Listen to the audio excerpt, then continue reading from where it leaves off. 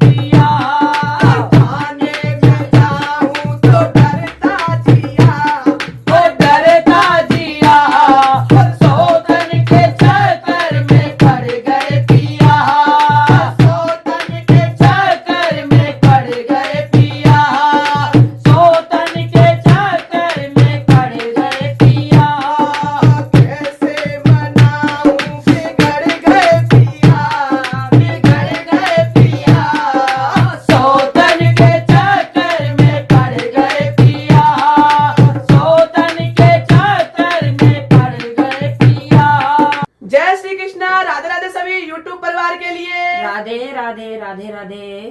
भैया जी और बहन जी, हाँ।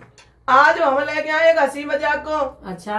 और जो हमने सुनियो अर्चना बहन जी के चैनल पर, वाह जी वाह, बड़ा ही सुंदर वायरल हुआ है उनके क्या चैनल बात पर। है। अच्छा अरे अर्चना हाँ जी, दीदी पर की ये तो नहीं बातें पता ही किसने निराली लिखा है, अच्छा, राइटर का नहीं तो पता, दे उनके दो। चैनल पर भी कोई नाम नहीं था। वैसे बोल दो।